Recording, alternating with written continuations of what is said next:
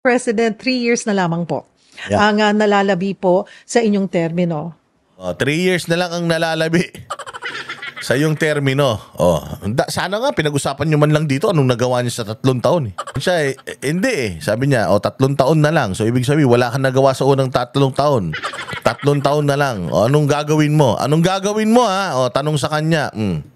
What is the one thing you absolutely want to be remembered? One thing you absolutely want to be remembered. Isang bagay na maaalala ka talaga nila. We made a change for the better.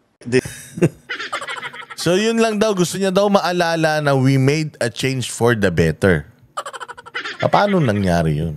Anong mga nagawa mo, Bongbong, na nakapagbago para sa kabutihan ng Pilipino? One thing you absolutely want to be remembered for?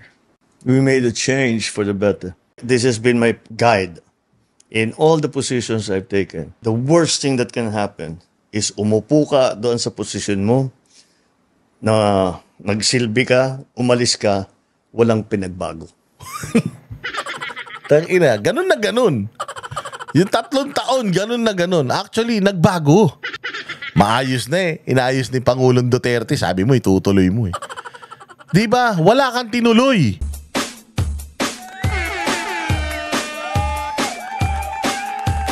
Dancing with the beat with DJ Glenn on the mix. Marcos Bangag, Marcos Bangag, Marcos Bangag, Bangag, Marcos Bangag, Marcos Bangag, Marcos Bangag, Oy! Bangag, Bangag, Marcos Ano na? Magandang araw, mga banateros.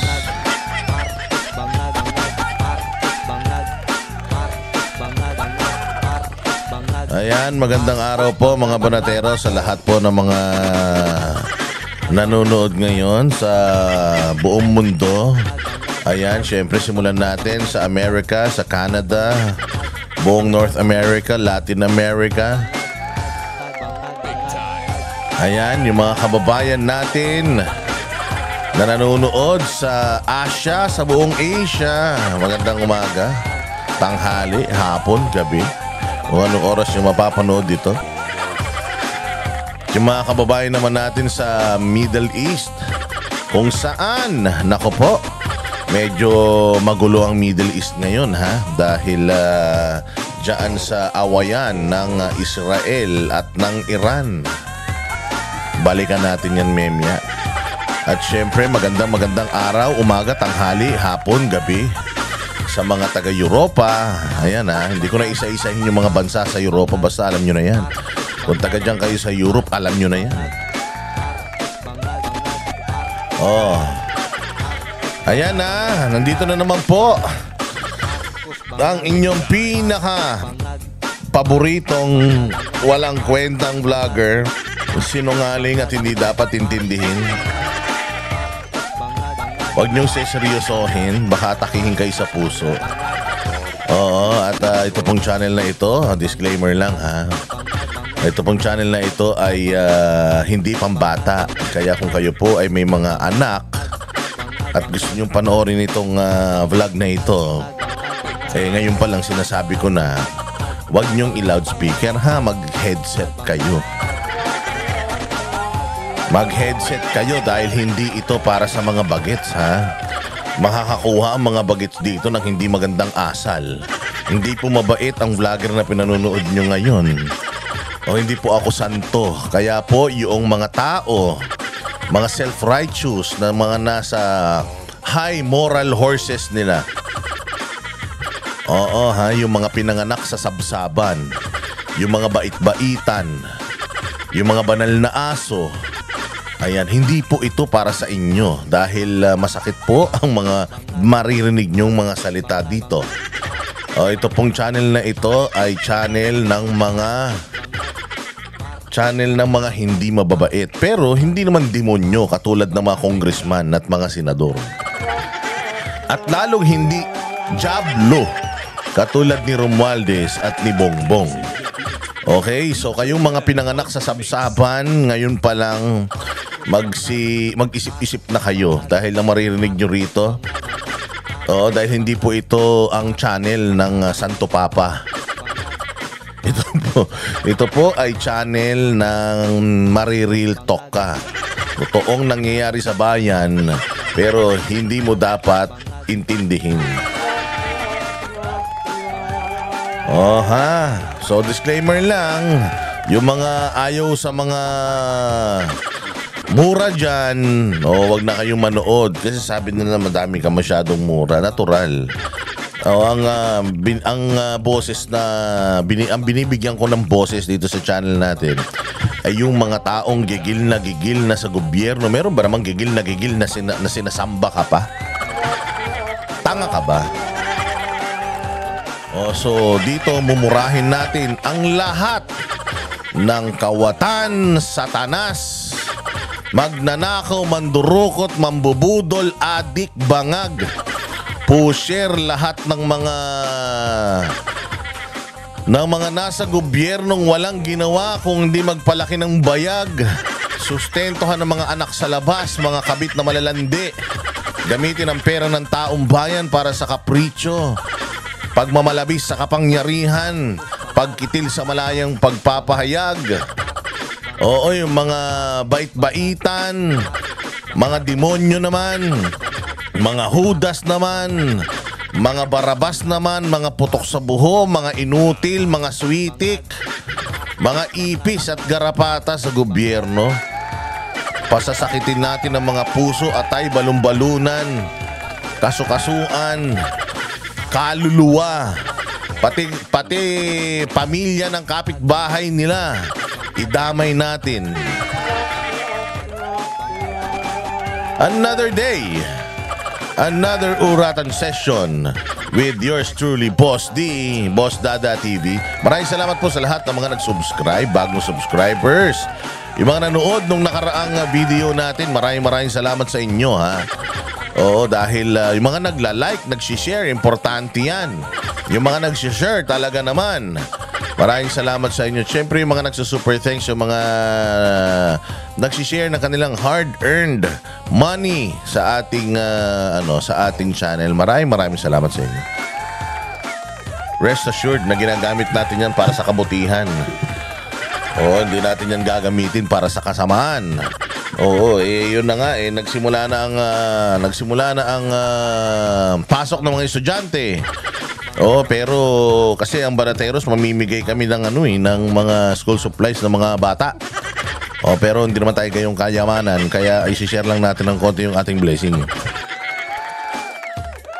Oo, kukuha tayo ng mga beneficiaries ng mga hindi pa po nakaka-avail ng mga gamit sa eskwela kasi sobrang hirap ng buhay. Siyempre, ang Banateros, hindi lang yan basta banat sa gobyerno, meron pong gawa yan.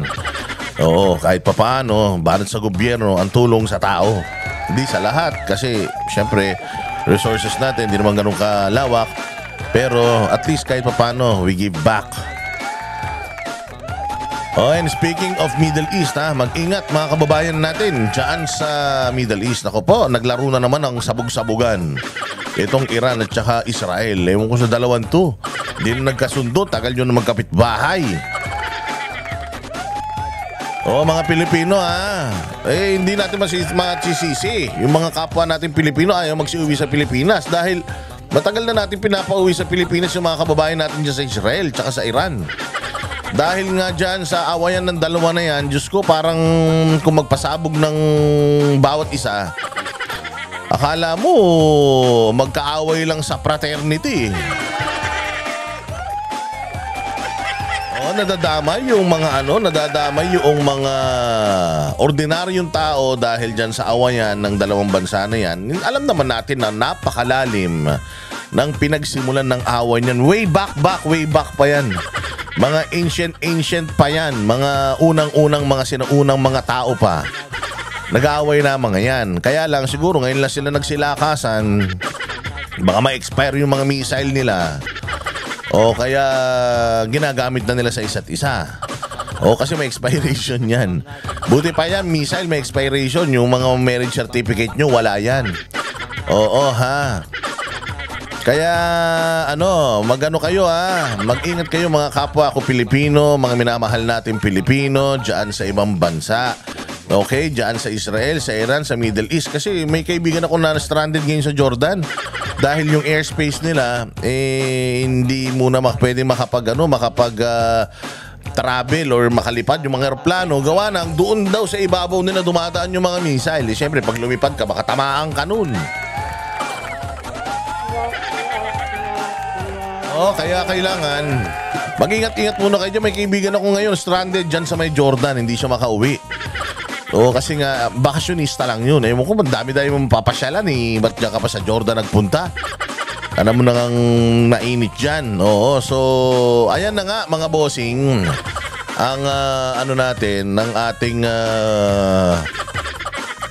ang mga kaganapan ngayon dyan. So mag-iingat mga Pilipino. Sabi kasi umuwi na kayo. Pero naintindihan ko naman bakit ayaw nyo umuwi. Kasi dyan, at least dyan, pag namatay kayo sa missile, saglit lang. Hindi nyo masyado mararamdaman. Kung dito kasi kayo sa Pilipinas, putangin na para kayong pinapatay rito unti-unti. Para kayong kandilang inuupos nitong pamahalaan na ito.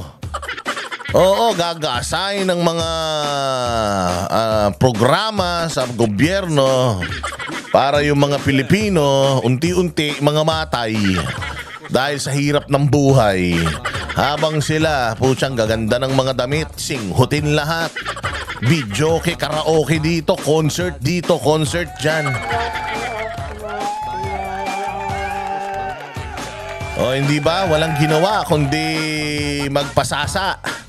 Magpasarap sa buhay, lalong-lalo na yung mga mambabatas. Diyos ko po, ang pera ng gobyerno talaga naman ginagamit para sa mga pansariling kapakanan. May bago na naman nga tayong pasweldo, di ba? Yung anak ni Abante na bagong aso ni Romualdez, hindi ba? Mantakin mo pag dito ka sa Pilipinas. Hirap ang wala kang trabaho, wala kang kita. Hindi secured yung pambayad ng kuryente, tubig, internet, importante na internet pati baon ng eskwela, nagsimula na yung klase. Father's Day pa kahapon. Wala pang Father's Day. By the way, Happy Father's Day sa lahat ng mga tatay sa buong mundo. Tatay na mga talagang responsable. At doon sa mga tatay na anak ng anak, hindi naman nagsusustento. Hindi kayo Happy Father's Day, ha? Hindi kayo kasali. Yung mga tatay lang na mababait ang kasali sa Happy Father's Day. Meron bang happy na tatay ka, hindi ka nagbibigay ng masarap na maayos na buhay sa pamilya mo? Lasenggo ka pa, sabungero ka pang, hayop ka. Yung asawa mo nagpapakahirap sa abroad, nagkukudgod ng kubeta, nag-aalaga ng hindi niya anak. Iniwan sa iyo yung mga anak mo. Tapos iniwan mo yung mga anak mo sa nanay nyo. Sa nanay mo. Taas ikaw, kung di ka na nakikipag-inuman, basketball ka ng basketball, di ka naman magaling. Tapos nagsusugal ka pa, kundi tong its, nagsasabong.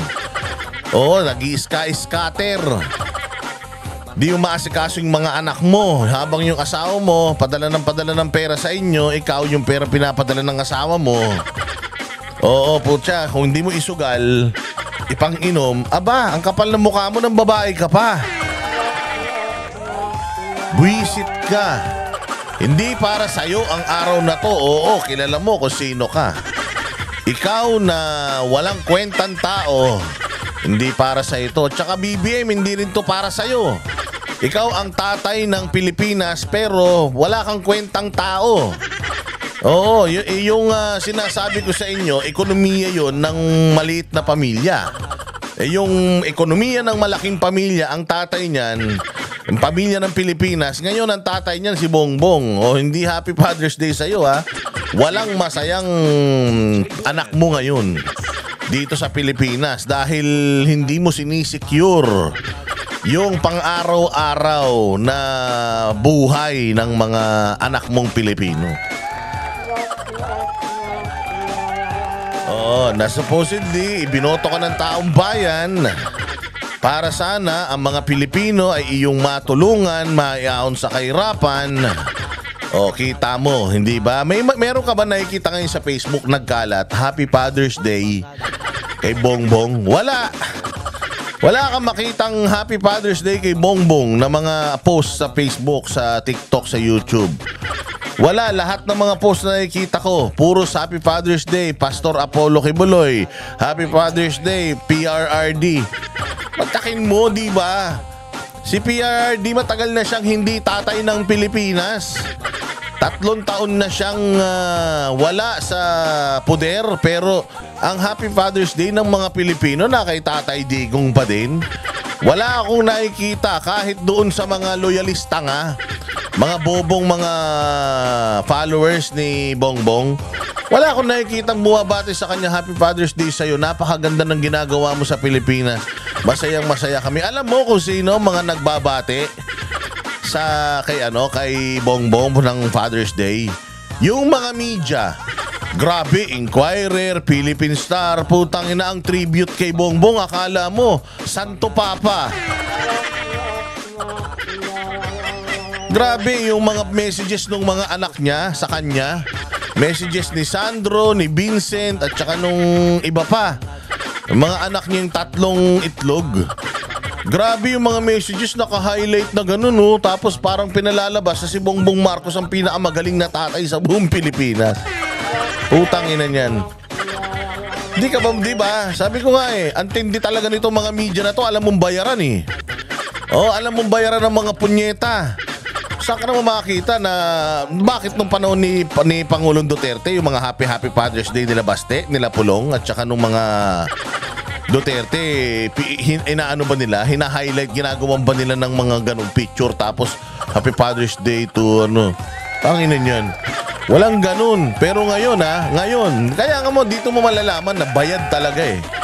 Dito mo malalaman na bayad talaga ang mainstream media eh. Mantakin mo, halos lahat ng dyaryo, puta, binabati Happy Father's Day si Bongbong. Paano? Sila lang ang naging ama lang si Bongbong sa kanila dahil putang ina busog ang mga tiyan nila eh. Wala, mag-ikot ka dyan sa social media, mag-scroll ka. Putang ina, Father's Day kahapon. Walang iya, buti pa sa akin, maraming nagbabati ng Father's Day eh. Oo eh. Pucha, sa kanya talagang hinahanap ko eh. Sabi ko, Bongbong Father's Day. Pag tinype mo, lalabas. Puros mga post ng media outlet. Yung mga basher sa mga comment section, pumunta ka ng mga sa PTV, yung mga channel nila. Puta, walang bumabati sa kanya. May bumabati ng mga Happy Father's Day, you are the best president in the Philippines. Putang ina, AI. Yan yung sinasabi natin na nung nakaraan. Di ba may nahuling isang anak ng bilyonaryo na nasa likod ng mga negative propaganda against the Dutertes? Yung anak ng may-ari ng STI. O kung ikaw taga-STI ka, putay, kahiya mong sarili mo. Oo, yung may-ari niyan, putang inang yan, balasubas, kung makagawa ng kala mo pogi. O so gano'n, sinisiraan, ginagawa. Alam mo si Inday, kailangan mo talagang papangitin para pumangit eh. Oo, si Inday, kailangan mo papangitin para pumangit. Pero yung mga tagapagtanggol ni Bongbong, putang ina, yung mukha nila kahit hindi mo papangitin, pangit na talaga eh. Di mo na kailangan ng AI para papangitin ang mga yan. Putang inang yan, ugali pa lang nila, nuknukan na ng pangit. Nagmamanifest pa sa mga itsura nila. Oo, sa totoo lang, anak ng tinapay yan. Wala akong makitang matitinong komento sa kanya ng mga totoong tao. Puro AI, puro troll, mga walang mga muka, 3 araw pa lang yung account. Pero putang ina, kung makabati kay Bongbong, pagpasalamat kay Bongbong, akala mo nabigyan sila ng bahay. Walang hiya na yan.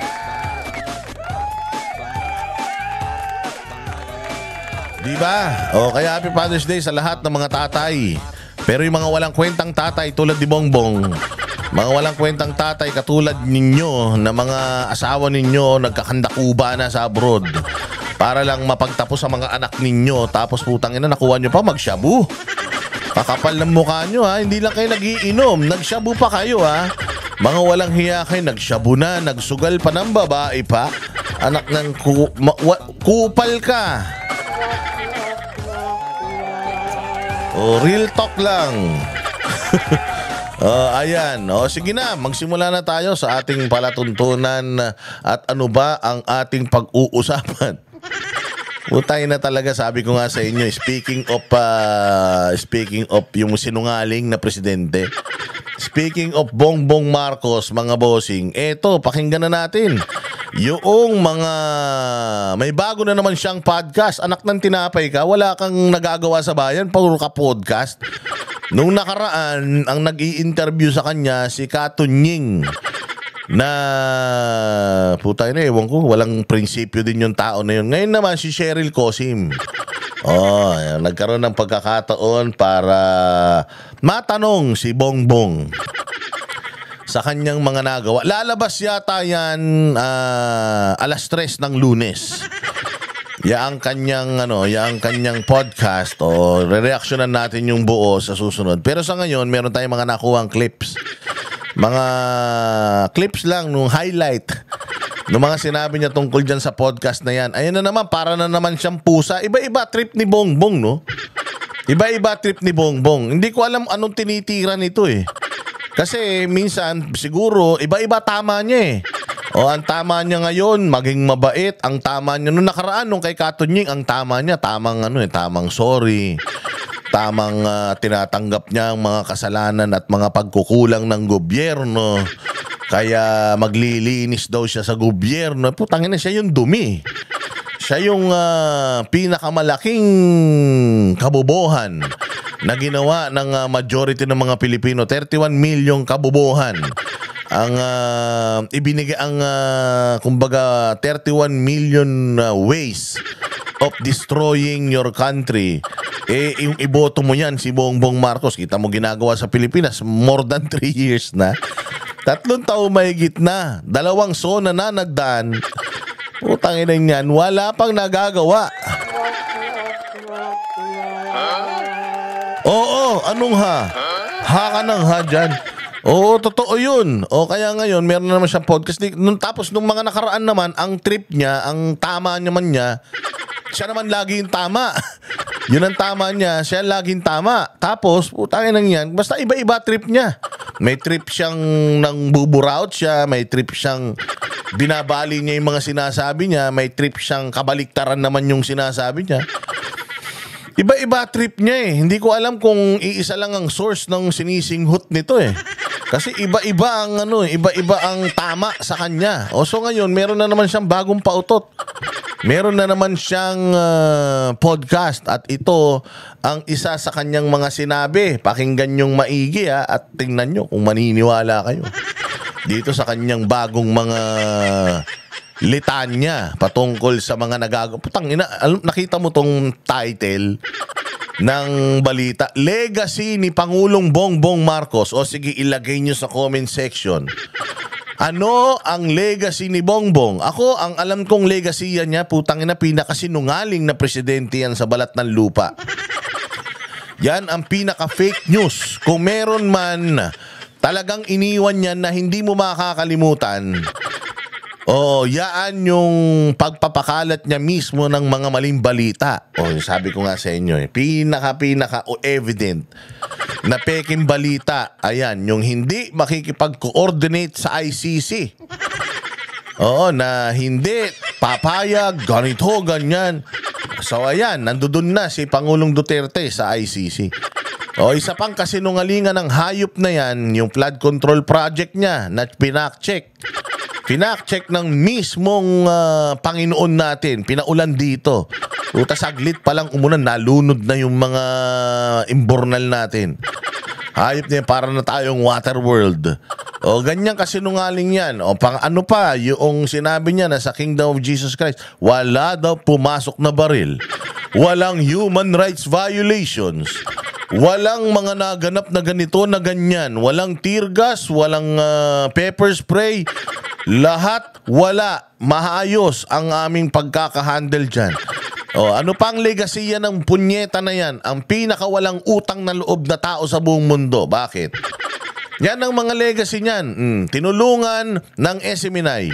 Noong mga panahon na ito, mga putang inang media na ito, araw-araw siyang binabanatan dahil sa kanyang kabubuhan. Mantakin mo, hindi umaatin ng debate yan dahil tanga eh.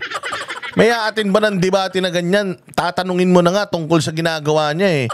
Wala pang maisagot yung hinayupak na yan. Ilalo na kung ang katapat niya magagaling na mga presidentiables tapos tatanungin siya tungkol sa mga bagay-bagay. Puta, walang alam. Flood control. Yung umulan nga lang ng malakas. Di alam anong gagawin eh.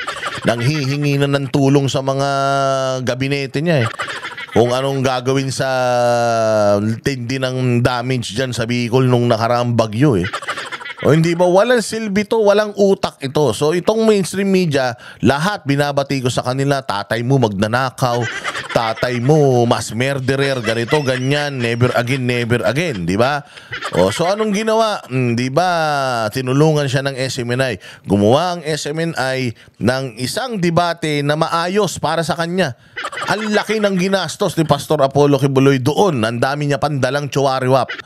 Tanginan yan, ang dami-dami niyang dalang entourage, pinalamon lahat yan. Ang ginawa pa ni Pastor Apollo Kibuloy sa kanya, pinagamit pa yung kanyang resources, pinagamit yung mga kanyang bagong Pilipinas sa Mindanao. Pinagamit pa yung bus. Lahat, talagang nakasunod sa kanya lahat ng media ng SMNI para lang maikampanya siya at matulungan siyang manalo. Anong ginawa ng punyeta pagkatapos? Pagkatapos ang ginawa ng punyeta, pinatrabaho kaagad dito si Pastor Apollo Kibuloy. Bumunta lang ng Amerika, pagbalik, putang ina, ganyan na ginawa. Bigla na nagkaroon ng mga hearing, kaliwat kanan, bigla nang binuhay yung mga kaso. Tapos, siya pa mismo nagsasalita, meron pa siyang mga sinasabing bula ang propeta, putang ina niyan. Hindi naman nakikinig sa preaching ni Pastor yan. Noon naman, tuwan-tuwa yan. Lahat ng mga mukha niya nandoon sa wall ng KOJC kung saan sino-sino yung mga politiko na bumisita sa kanila. Puta, ang dami niyang beses nagpunta ron na tumingi ng tulong kay Pastor Apollo Kibuloy. Ganito pa ang ginawa niya kay Pastor Apollo Kibuloy. 6,000 pulis, 16 days pinapasok niya dyan sa compound. Para gusto kubkubin yung lugar. Dahil maganda yung kingdom, gusto nilang ariin. Dahil napakaganda ng mga properties ng KOJC, gusto nilang ariin. Putangin ng mga magnanakaw. Hindi nyo ba kayang magpundar niyan para sa sarili nyo? Ang dami-dami nyong pera. Ang ninakaw ng tatay mo. Grabe ang ninakaw ng tatay mo sa bayang Pilipinas. Putangin na, hindi nyo kayang magpagawa niyan sa sarili nyo. Nagawa nga ng Kingdom of Jesus Christ, makuha nila yan sa dugot pawis nila, tapos gusto nyo kunin nyo lang. Kakapal ng mukha nyo. Ano pa? Ano pang legacy nitong hayop na to? Katrayduran kay Pangulong Duterte. Matapos tulungan ni Inday Sara na maging presidenteng hayop na yan, matapos na ipalibing yung kanilang tatay, anong ginawa kay Pangulong Duterte? Hindi ba? Itinapon si Pangulong Duterte doon. Lahat, buong mundo alam na gobyerno natin ang nagsuko kay Pangulong Duterte. Di ba? Dahil nagpabuyo ang gobyerno natin sa mga komunista at makakaliwa na kalaban ng mga Duterte. Kala nila magtatagumpay sila, hindi, unti-unti na po silang nakakarma at matatapos na unti-unti itong paghihirap ni Pangulong Duterte dyan. Mamaya pag-uusapan natin yan. So, kung may legacy na iniwan si Bongbong Marcos sa bayang Pilipinas, yan ay ang pighati, kabwisitan, kadimonyohan, kawalang utang na loob, o kasinungalingan. Yan ang kanyang legacy. 3 years, anong ginawa niyan? Wala. May tulay, may tren. Merong bagong may mga bagong linya yung tren natin. May mga ospital na naipatayo, may mga eskwelahan na naipatayo. Walang nagawa yan sa loob ng 3 taon. May tuloy-tuloy build project. Puta, ano yung ginawa dyan sa may, yung Pasig River? Yung pinalagyan ng mga ilaw, nilagyan ng tinapal-tapalan yung mga para maganda pagtambayan. Mahilig kasi kayo tumambay eh. Kaya pinagaganda nyo yung mga tambayan. So di ba pinaganda nila yun dyan sa may Maynila? Nag-opening nung nakaraan. Ang ganda nga nung mga ilaw. Tangina sa umaga, ang dumi-dumi nung ilog na yan. Pwede ka mag-swimming dyan? Hindi. Puta, pag tumambay ka dyan, masisinghot mo yung amoy nung amoy nung Pasig River na pagkabaho-baho. So yun ang inuuna nila, pinaprioritize nila yung mga ganun. Kasi nga, tambayan. Mahilig sila tumambay. Parang tumatambay lang sila. Diyan sa Malacanang, anong ginagawa nila? Parang kay standby lang. Oh, nag-aantay na lang. Pagkagabi, inaantay mag-umaga. Pag umaga, inaantay mag-gabi. O ganun lang. Wala namang talagang ginagawa. Ano bang, sige nga, lagay nyo sa comment section anong ginawa. Anong mga nagawa. Putangin na yung expressway sa norte. Di ba, probinsya na nila yan. Alam mo, dapat hanggang ano yan, hanggang La Union. Hanggang La Union yung expressway na yan. Nahinto na dyan sa Rosario. Hanggang Rosario na lang. Panahon ni Pangulong Duterte, ilang ano yan, natapos yan ni ano. Natapos yung mga exit na yan. Ngayon, wala na naman. O hindi ba? Ngayon, namumroblema na naman sa right of way kasi nga walang political will yung hinayupak. O kaya ang legacy niya. O yung mga ganyan. Ano pa? Ano mga nagawa? Ilagay nyo sa comment section. Bilis, i-content natin. O mag-isip kayo ng ano pang mga nagawa. O sige kayo, kung may naisip nyo nagawa niyang kahayupan sa bayan, ilagay nyo din dyan sa comment section para mabasa nila. Kasi baka sabihin nila hindi tayo nagsasabi ng totoo rito Yan ang ginawa niyan. Tumaas ang krimen. Hindi ba? Tumaas ang krimen. Dumami na naman ang drugs. O, di ba, tuwan-tuwa sila. Ang dami daw nilang nahulin drugs. Pinakamarami daw drugs na nahuli nila sa tanan. Sa tanang history. Oo. Pinakamarami talagang droga nung panahon niya. Nung panahon ni Pangulong Duterte, wala na halos nahuhuling droga. Ngayon, ang daming drogang nahuhuli. Magugulat ka, walang nahuhuling drug lord.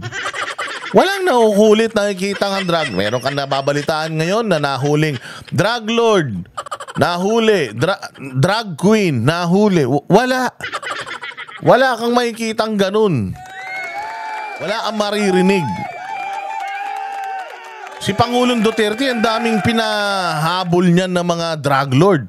Di ba nga, si Dilima nakulong pa nga O hindi ba, pinababalik nga sa kulungan ngayon dahil mali yung pagkakakwit sa kanya O hindi ba? Tapos mga mayor nagsitakasan.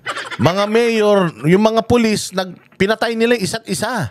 Yung mga assets nila, yung mga ninja cops dyan na may mga bata-bata na tagabenta nila ng shabu, pinagpapapatay nila. Kaya nga dumami ang mga salvage victim nung panahon ng...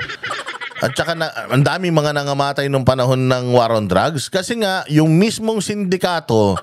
At saka yung otoridad na mga sindikato rin naglinis sila para hindi sila masukol. Lahat ng loose ends pinag-liquidate nila. Halimbawa, ako pulis, ninja cops ako, lahat ng nahuhuli kong droga ipinabibenta ko rin sa mga tao ko. O anong assurance ko na hindi ako ichuchuchu niyan? Wala akong assurance kaya mas mabuti pa itumba ko na yan. Pag tinumba ko na yan, nabawasan na ng isang magsusumbong sa akin. Ganyan, Yung panahon ni Pangulo, ganyan. Ngayon, anong meron? Di ba, Tone-tonelada na uhuling drugs ngayon. Tone-tonelada ang nahuhuling drugs. Puta, ganyan tayo walang kakontrol sa customs. Noong panahon ni Pangulong Duterte, lahat ng mga luxury vehicles, putang ina, dinudurog niya. Ngayon, may nakita ba kayo kahit isa na mga smuggled na mga luxury vehicles na sinira nitong administrasyon na to? Wala. Kasi, putya, pinagkakapirahan nila yan. Di ba? Nung kay Pangulong Duterte, illegal yan. Pumasok dito, mali ang papeles, hindi naman tayo gumasta dyan. Ba't kayo manghihinayang nasirain yan? Hindi naman atin yan para magtanda yung mga smuggler, hindi na magpasok dito na mga ganyang kontrabando, warakin mo lahat. O anong ginawa? Ferrari, Maserati, Jaguar, Lamborghini, putang ina, name it, McLaren, winawarak ni Pangulo yan. Tingnan mo. Ngayon, dyan sa customs, anong nangyari? Di ba wala? Kaliwat kanan, pasok, smuggled na mga bigas. Smuggled na mga droga. Nahuhuli, tone-tonelada. Nahuli mo yung warehouse na pinagtataguan ng tone-toneladang droga, tapos yung may-ari ng warehouse na yun, hindi mo man lang kinwestiyon. Di ba? Wala man lang nakulong. yung sa Alitagtag, ang daming droga nun, asa na yung driver? Nakakulong pa ba o nakatakas na? Wala na, hindi nyo na binibigyan ng update ang tao. Si Pangulong Duterte nun, lahat ng nauhuling drugs, siya mismo nagpapasimuno, talagang live pa yan, sinusunog. No, live na sinusunog, kinakanaw sa tubig. Pero ngayon, may mga nakita kang pagsira ng droga. Ang sinisira ngayon, vape. Ang sinisira, vape. Alam mo kung bakit? Negosyo daw nila, di umano ha. Hindi ako nagsabi niyan. Oo, pero tanungin nyo sa mga nagtitinda ng vape kung sinong may-ari ng mga sikat na vape ngayon. Yung mga hindi sinisira. Kayo na bahala magtanong kung sino may-ari. Kayo na bahala mag-alam sino may-ari ng mga vape ngayon na mga sikat. Nakita nyo yung mga vlogger na nagpo-promote ng mga vape? Tingnan nyo kung kanino yung mga vape na pinopromote ng vlogger. Tingnan nyo sinong partner niyan. Nagulat kayo? Bakit winawarak yung mga vape? Yung mga vape sinisira, pero yung mga drugs hindi. Kayo nang bahalang umano. So yan yung ilan sa mga legacy na matatandaan ko. Ako kung meron naman maganda eh. Kasi noon naman naghahanap naman ako ng maganda. Pero mas madami talaga yung hindi maganda at saka yung walang nagagawa kaysa dun sa meron eh. Kaya ito, pakinggan nyo yung legacy niya. Baka sakali may mapulot kayo. President, 3 years na lamang po Yeah. ang nalalabi po sa inyong termino. 3 years na lang ang nalalabi sa iyong termino. Sana nga pinag-usapan nyo man lang dito anong nagawa nyo sa 3 taon eh. Di ba? Dapat yun eh. Sir, anong nagawa nyo sa bagay? May SONA naman. Doon sa SONA kasi nalalaman ko anong mga ginawa eh. Sa bagay. Pero maganda sana dito. Sir, yung legacy. Since legacy, we are talking about legacy. If your presidency will end tomorrow, what will be your legacy for what was what we're gonna call your legacy for the past 3 years? Sana yun ang tinanong mo eh, kung ano yung maisip niya. Siya, hindi eh. Sabi niya, 3 taon na lang. So, ibig sabihin, wala kang nagawa sa unang 3 taon. 3 taon na lang. Anong gagawin mo? Anong gagawin mo ha? Tanong sa kanya. What is the one thing you absolutely want to be remembered? One thing you absolutely want to be remembered. Isang bagay na maaalala ka talaga nila. Kasi ako, ang dami kong bagay na naaalala pag ikaw eh. Una, sinungaling ka. Pangalawa, wala kang utang na loob. Pangatlo, wala kang alam.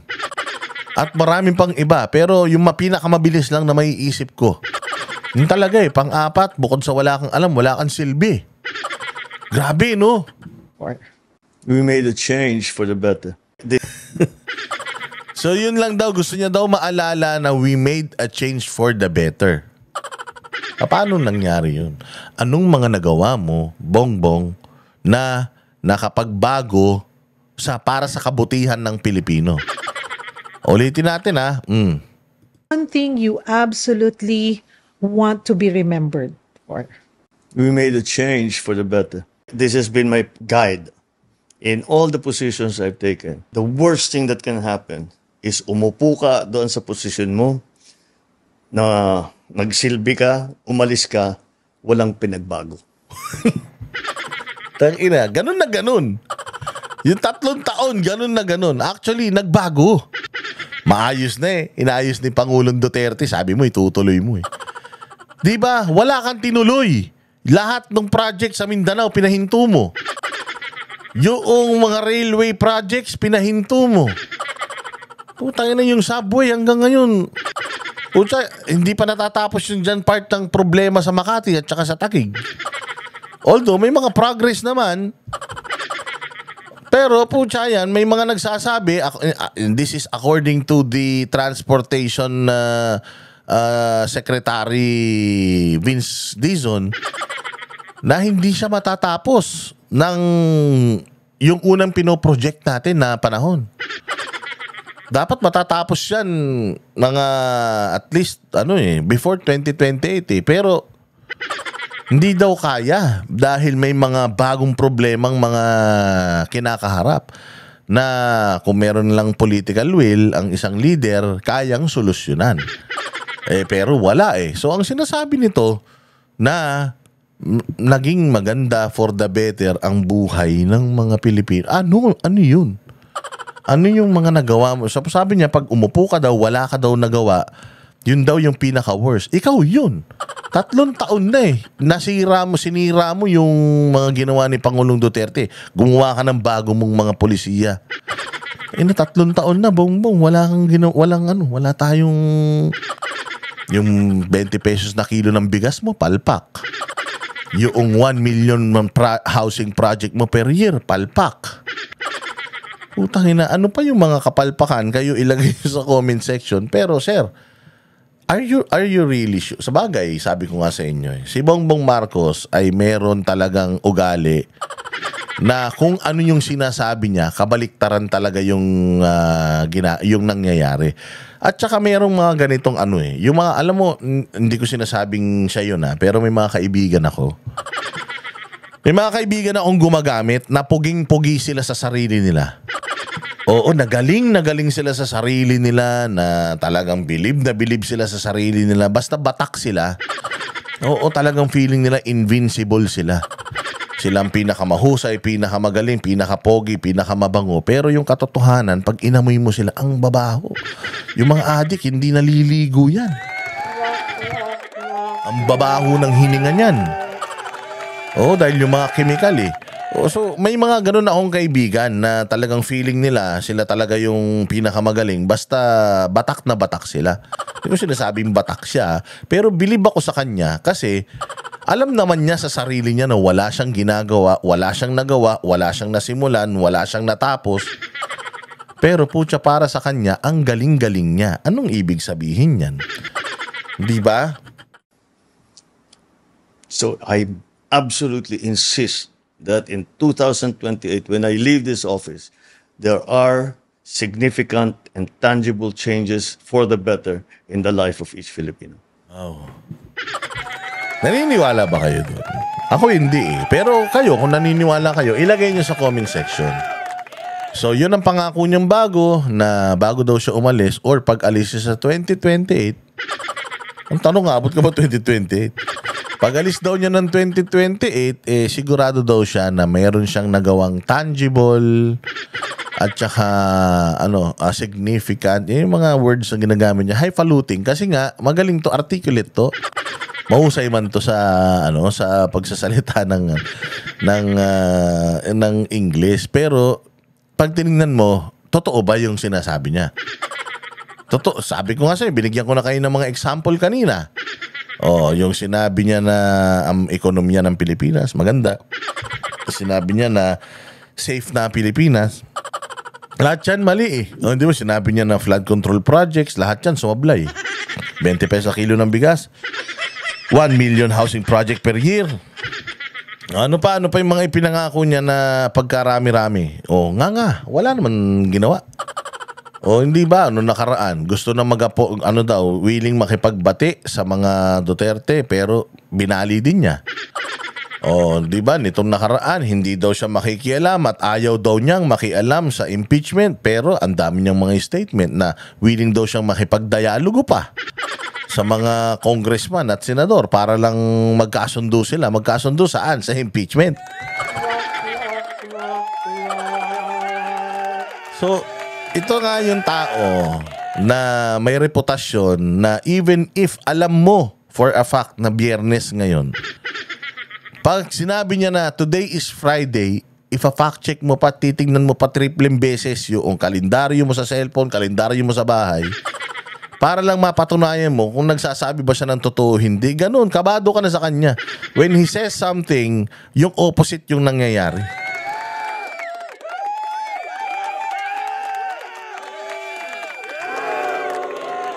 Oo, totoo yan. Kaya, tingnan pa natin yung isa pang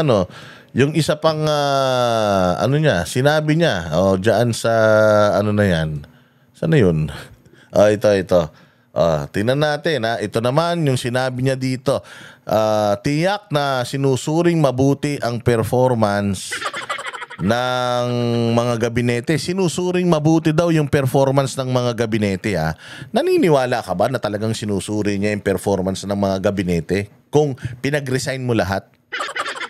Di ba? Kasi kung talagang sinusuri mong mabuti yung mga, sabi ko sa inyo, sinungaling to eh. Sinusuri mong mabuti, alam mo kung ano yung trabaho nila.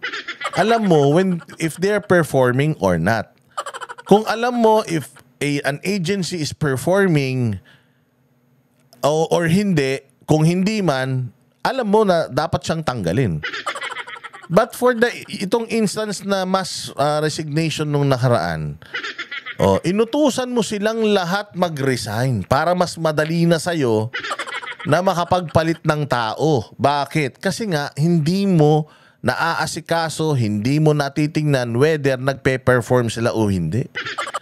Mabuti na lang, tanga-tanga rin yung mga pinag-aano mo. Yung mga pinag-hire mo dyan. Buti na lang mga bopols din. Nagsipag-resignan sila. Akala nila siguro maibabalik pa sa kanila, maibabalik pa sila. Meron pa naman bali-balita na meron daw di umano na bentahan ng posisyon. Hindi ko sinasabing totoo, pero bali-balita lang yun. Alam ko hindi totoo yun. Hindi ba? So tingnan mo na tinitiyak daw niya na sinusuring mabuti ang performance ng gabinete. Kung ako, alam ko na ikaw hindi ka nagpe-perform, palitan ka na. Ikaw, hindi ka nagpe-perform, palitan ka, ganun. Hindi yung pinag-resign mo lahat, tapos ni-retain mo yung mga kaibigan mo, yung nagbibigay ng biyaya sa'yo, ni-retain mo, tapos yung mga hindi mo kilala, naghahanap ka ngayon ng mga kapalit nila. Kasi tingnan mo kung talagang ikaw ay sinusuri mo mabuti ang performance ng mga gabinete mo, pag may tinanggal ka, may ipapalit ka kagad. But for this instance, wala siyang kumbaga hindi ibinalik sa posisyon na meron na siya kagad kapalit na sekretary doon. Wala. So, ang nangyari, nag-resign sila lahat. Habang hindi pa nakakahanap ng mga kapalit nila, sila pa din yung mga sekretary. Tapos kalaunan, ibinalik yung mga, or ni-reinstate na yung mga talagang kaibigan niya. Lahat ng key positions. Remulyas. Katulad niyan, si Minardo Guevara. Hindi ba? Nag-resign si Guevara dahil sinabi niya mag-resign lahat ng gabinete. Binalik ba si Guevara? Hindi. Ngayon, tanungin mo siya, bakit hindi mo na ibinalik si Guevara? Wala siyang alam. Basta, palitan na yan ng bago. So, paano mo sasabihin na sinusuri mo mabuti performance ng mga gabinete mo? Kasi ako, ganun ako. Humawak ako ng tao nung ako'y nasa trabaho. Meron mga tao ko pa, nasa ibang bansa pa. Meron akong KPIs na Key Performance Index. Meron akong mga tawag dito, meron akong listahan ng mga tao para lang sa for the lack of better term. Meron akong listahan ng mga tao na nagpe-perform sa hindi. Meron akong mga nasa tawag diyan. Meron akong mga naka-PIP, meron akong mga performer talaga, meron akong middle lang. So ikaw bilang isang boss, yung pinaka-bottom, yung nasa bell's curve ba yan? Nasa bottom. Makikipag-collaborate ka sa kanya. Ano ba problema mo? Yung mga kasama mo naman nahihit, ikaw hindi. Anong problema mo? Anong kailangan mo? Ibibigay ko para maging successful ka. O ngayon, pag talagang binigay ko na sa'yo lahat, wala pa rin, ibig sabihin, hindi ka talaga para dyan sa trabaho na yan. So, tatanggalin na kita. Alam ko kung nagpe-perform ka o hindi at yung ipapalit ko sa'yo, I'll make sure na mas magaling sa'yo or na background check ko din. At alam ko na bago ko siya ipasok dito, i-interviewin ko muna siya, aalamin ko, kaya mo bang hawakan tong posisyon na to? Di ba? Ganun ang gagawin mo eh. O ngayon, alam nga naman, ang problema natin dito, plumbing, magpapadala ka ng electrical engineer. Di ba? Siyempre, kailangan yung personality, yung talino ng tao, fit doon sa posisyon. Dito sa ni Bongbong Marcos, sa gabinete ni Bongbong Marcos, sa tingin mo, yung skill set ng mga nasa pamahalaan niya, pasok doon sa required ng posisyon. Tingnan mo si General Torre. Oh, sinong PNP chief niya? General Torre. Ang daming kaso. Ang daming paglabag sa human rights.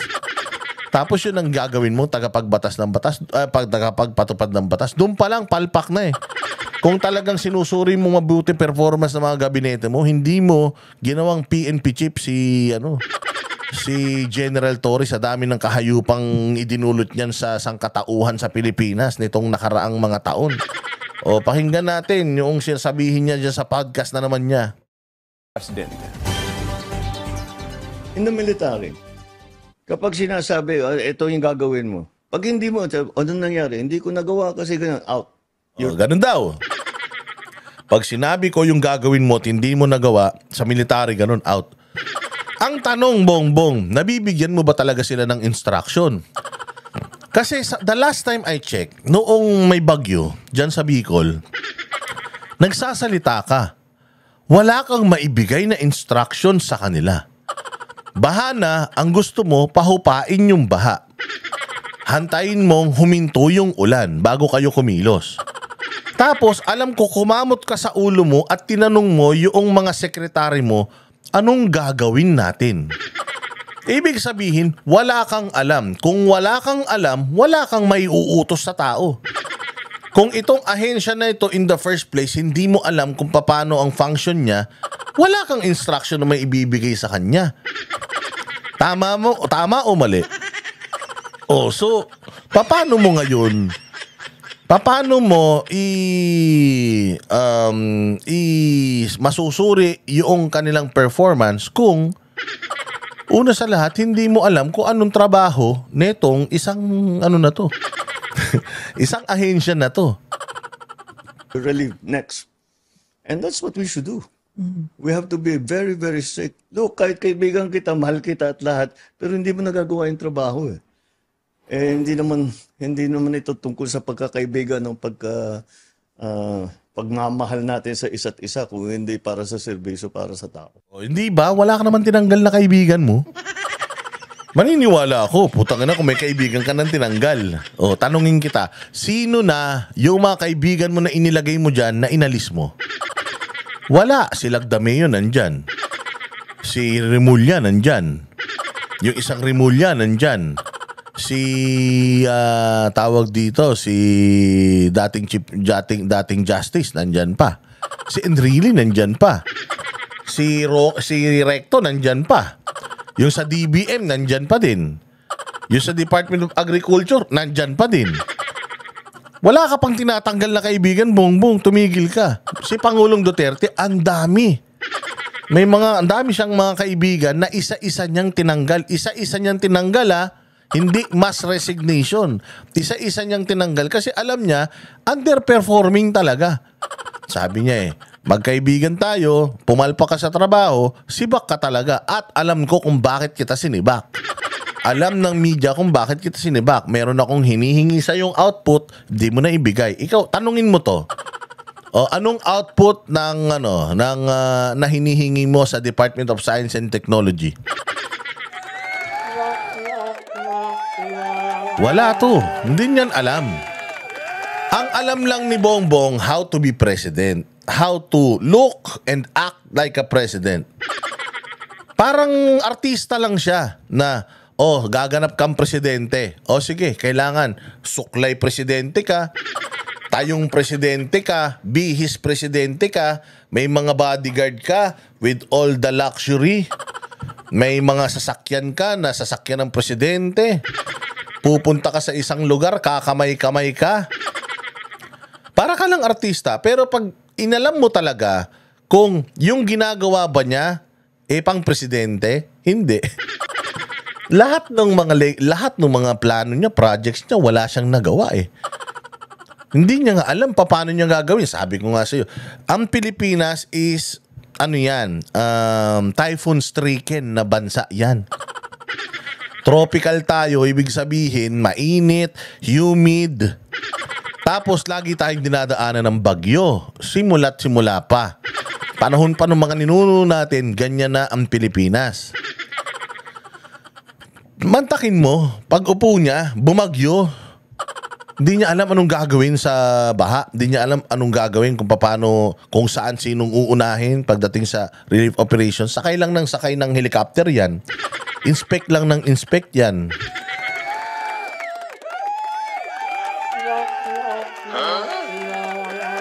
Oh, hindi ba? Oh, yun lang sinasabi natin.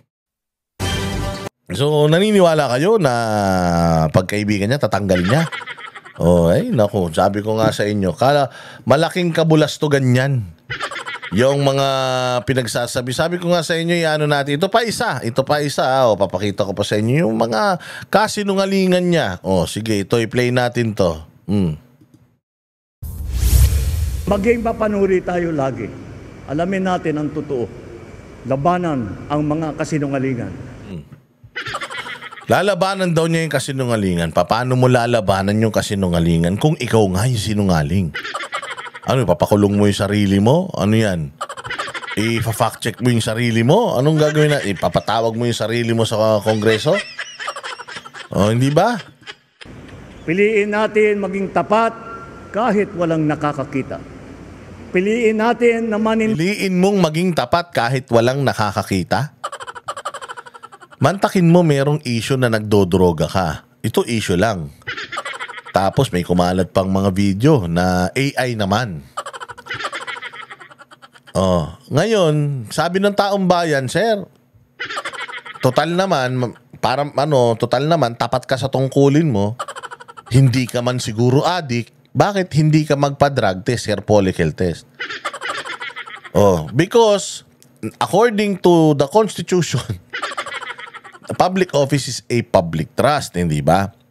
Oh, pero anong sabi niya? Ay, hindi, I will not take the hair follicle test because it is not connected with public office is a public trust. So dapat maging tapat tayo kahit walang nakakakita. Kaya nga talagang dapat kung gusto mong maniwala sa iyo ang tao na tapat ka, na hindi ka talaga addict, magpa-drug test ka. Ba't di mo magawa? Ay kung nga sa inyo kung anong sinasabi talaga nito, kabaliktaran. Tindigan, lalo na kung may nagkakamali.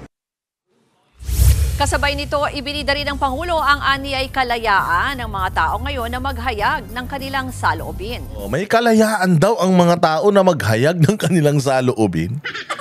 Sabi ko nga sa inyo kung ano yung sinasabi niya kabaligtaran. Totoo ba sa tingin nyo meron tayong laya sa pagpapahayag? Kailan lang nasa Congress kami? Dahil sa mga malisyosong post di umano tungkol sa gobyerno na kami daw ay binabayaran ng Pogo at saka ng mga drug lord.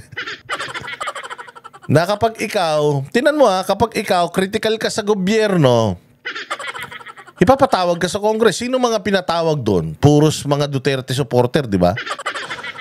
Kung meron mga nandoon na mga na mga vlogger ni BBM, yung hindi pa pinapatawag dahil fame whore, katulad ni Mark Gamboa. Pero yung mga talagang nakasubpina, tayo na lahat puro Duterte supporter. Tapos ngayon daw ang ngayong panahon niya, meron daw malayang pagpapahayag. Paano malayang pagpapahayag? Putang ina, di ba nakaraan dyan sa EDSA? May mga nagtipon-tipon dyan, dinisperse ng mga polis. Hindi ba? Paano, asan yung malayang pagpapahayag dun? Si Banat ba, yung daming kaso ng libel. Asan yung malayang pagpapahayag dun? Nagtatago si Ka Eric, nagtatago si Lorraine Badoy. Pinapatawag yung mga vlogger na mga critical sa gobyerno. Saan yung malayang pagpapahayag dun? Sabi ko sa inyo, pag nagsalita ito, baliktarin mo, yun ang totoo.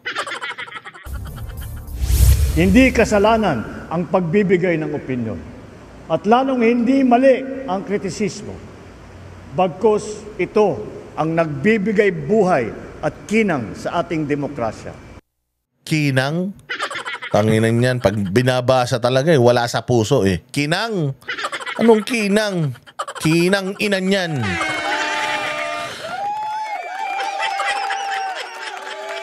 Kinang ina ka. Oh, walang hiya ka. Puro kabaliktaran yung sinasabi mo. So may malayang pagpapahayag daw ang kritisismo. Tignan mo, galing na sa presidente. Oh, kaya Tricom, makinig kayo ha. Huwag na kayong gumawa ng Tricom 2.0. Sabi naman ng presidente, pwede naman mag-criticize. Sabi naman ng presidente, dapat daw, yung pagkikriticize daw, dyan daw nanggagaling yung kinang niya. Kinang niya. Oh. Diba? Sabi ko nga sa inyo. Kakaiba talaga ito si Presidente. Sa lahat ng mga namuno sa bayang Pilipinas, ito talaga ang pinakasinungaling.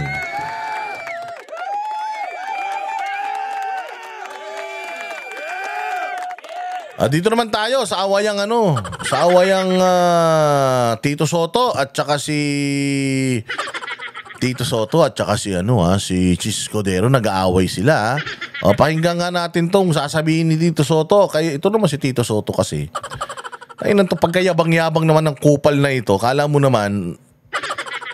abogado. Hindi porket tumagal ka ng senador, so nakalamang ka na sa iba. O maaring binoboto ka ng tao kasi nga sikat ka. Pero hindi ka magaling. Mantakin mo, itong Senado, doon siya pupunta sa Senado. Binoto siya ng mga tao bilang senador. Tapos aatakihin mo yung bahay mo.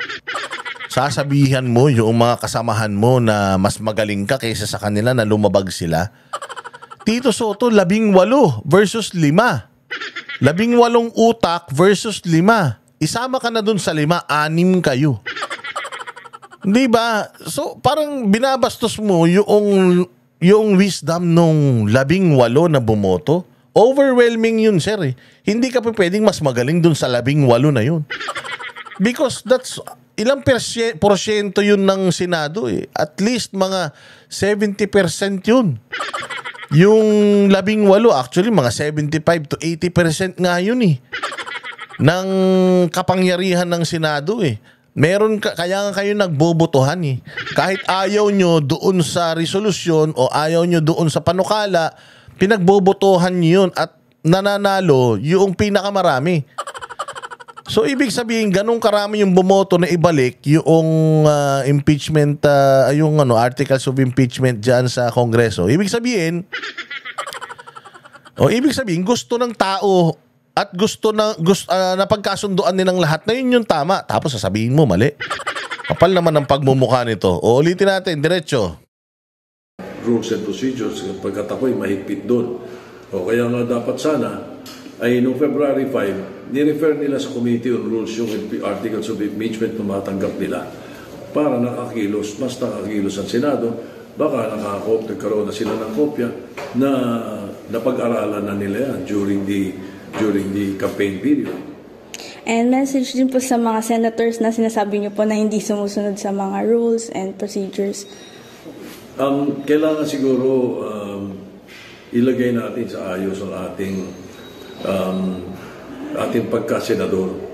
Hinalanta na tayong bayan dyan ini-expect nila na tayo ay susunod sa mga proper decorum, sa proper ethical standards, sa proper rules and procedures na dapat sundin ng isang legislator. After po, ano po ba ang kaibahan ng... So, public decorum daw. So, parang siya lang ang matino, siya lang ang mabait, siya lang ang matalino, hindi ba? Kasi nga naman, naging Senate President na siya. Gusto niya ulit maging Senate President ngayon. Tapos, ang masama pa nito, gusto pa nito maging Vice President. May pangarap. Kaya sisirain yung mga kasamahan dahil sa pangarap. Tandaan nyo nangako itong kumag na ito na yung sweldo niya ibibigay niya sa mga hindi daw yan kukuha ng sweldo sinabi niya na yun hindi daw yan kukuha ng sweldo tingnan natin baka naman mamaya panayan libre mo dahil sweldo So yan ang sinabi niya. Ito naman ang sinabi ni Chis Escudero sa kanya pakinggan nyo. Alam mo, siguro tulad kayo, hindi ko alam ang ibig sabihin ng bushwhack. Ayan, sinabi kasi nito na binushwhack daw ng mga senador yung impeachment complaint. Anong ibig sabihin ng bushwhacked? Di ba whacked is pinatay, ganon. Oh, yung bush is yung mga damuhan, no, nakatago daw sa bush. Tinry, patraidor, patago na pinatay yung impeachment. Eh, sabi nga, papanong patago na ipapatayin mo yung impeachment? Una sa lahat, naka-live naman. Tsaka, ano naman, documented naman lahat. Ang dami namang usapin, ang dami namang debate, may gusto muntik pa nga magsuntukan dahil dito sa pagdidesisyon na ito. And ilang araw ang makalipas, nag-take oath naman tayo, nag-convene naman tayo as impeachment court. Pero, yun na napagkasunduan, mantakin mo 18 laban sa 5. So, yun yung desisyon ng majority. Oh, ngayon, kung may magsasabi na mali yung desisyon, sinong magsasabi na mali ang desisyon? Yung oposisyon. Yung hindi naman oposisyon, sasabihin, tama yung desisyon. So kung merong dalawang grupo na nagsasabi, o dalawang grupong magkalaban nagsasabi tama at mali, so sino ngayon ang magsasabi na tama at mali? Si Tito Soto? Hindi. Si Cheese? Hindi. Kasi si Cheese, sasabihin niya, ako bilang presidente ng Senado, kung ano yung boto, ako lang nagdidisiplina sa amin lahat. Ako lang nagsisilbing pinuno, pero yung desisyon, hindi naman ako pwede makapag-desisyon mag-isa. Hindi naman ako may-ari ng puso at buhay ng mga yan. Oh, hindi katulad ni Romualdez na ako ang magiging boss dito, lahat ng gusto ko susundin nyo kasi may pera siyang pinamamahagi. Oh, ito si Cheese Escudero, hindi. Wala siyang ganun. Wala siyang perang pinamamahagi. So, paano niya makokontrol ang mga yan? O kaya, wala siyang ibang ginawa kundi sumunod doon sa kanyang trabaho na pakinggan lahat ng side. O tapos, may motion na ganito, may motion na hindi ituloy yung motion na yon. O hindi, itong motion na to, o taas ang kamay, sinong may gusto? 18 yung may gusto. So, ibig sabihin, boses ng taong bayan yun. Boses yun ng nakakarami dyan sa Senado. So, tama yun o mali? Ang mali doon is bumoto yung 18, tapos sinabi ni Cheese na, hindi pwede. Ayoko, hindi yan ibalik sa Congress. Yun ang mali. Kung bumoto na yung 18, tapos hindi niya pa ginawa, diktador ang tawag dun.